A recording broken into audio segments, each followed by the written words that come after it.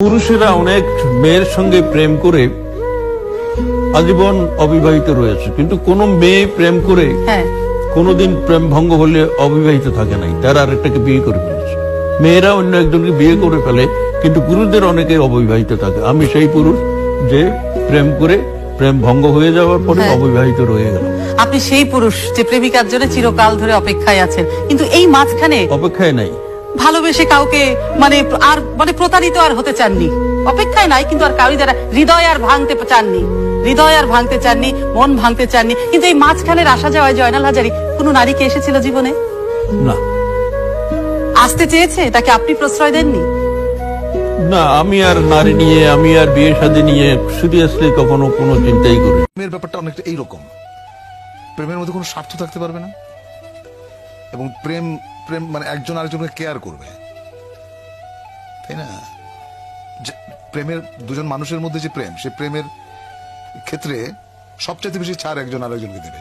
কম্প্রোমাইজটা থাকতে হবে। হ্যাঁ, কম্প্রোমাইজটা থাকতে হবে, রেসপেক্টটা থাকতে হবে, আর ভালোবাসা তো মাস্ট। একটা প্রেম, দুটা প্রেম, কিছু একটা হলো তো ব্রেকআপ, তারপর আবার আরেকটা প্রেম, একটা বয়সের পর একটা স্ট্যাবলিশ ছেলে পেলে বিয়ে। এই সব কিছুর মধ্যে না ভালোবাসাটা নেই। এগুলো সব ইটিশ পিটিশ,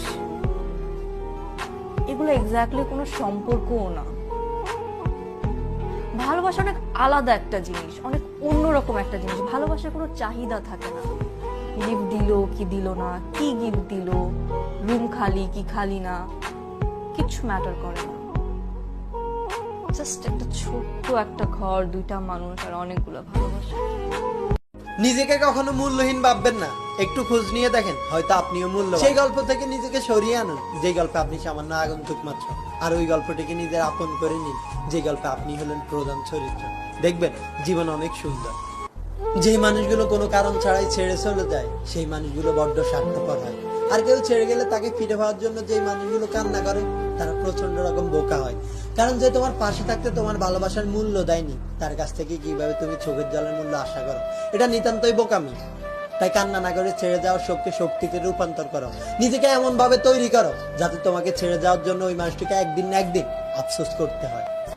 কাউকে এতটা ভালোবাসবেন না যাতে ওই মানুষটা ছেড়ে গেলে বেঁচে থাকাই কষ্টকর হয়ে দাঁড়ায়। কারোর প্রতি এতটা দুর্বল হবেন না যেখানে নিজের অস্তিত্ব সংকটে পড়ে যায়।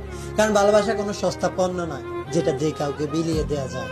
ভালোবাসা এক অমূল্য সম্পদ যেটার মূল্য সবাই দিতে পারে না। তাই যাকে তাকে নিজের সবটুকু দিয়ে ভালোবাসা উচিত নয়। কেননা এই জগতে সুসময় সবাই আপন হয়, আর দুঃসময় হায় হায় কেউ কারো নয়। অন্ধকার যেখানে আপনার অভিমানের কোনো মূল্য নেই, সেখানে আপনার কোনো অধিকার নেই। অভিমান তৈরি হয় ভালোবাসা থেকে, আর যেখানে ভালোবাসাটাই নেই সেখানে অভিমান করাটা হাস্যকর প্রায়। কারণ এই সম্পর্কগুলো কখনোই রিয়েল নয়, ফেক হয়। মানুষ ভুলের ঊর্ধ্বে নয়, সবার জীবনে একটা না একটা ভুল হয়েই যায়, কিন্তু একই ভুল দ্বিতীয়বার করা কখনোই উচিত নয়। একটা কথা সবসময় মনে রাখবে, কারো মুনাজাতে থাকো বা না থাকো, বাবা মায়ের মুনাজাতে সবসময় আছো এবং থাকবে। তাই একটা অনুরোধ রইল সবার প্রতি, কারোর জন্য আত্মহত্যা করার আগে নিজের বাবা মায়ের কথা একবার হলো চিন্তা করবে।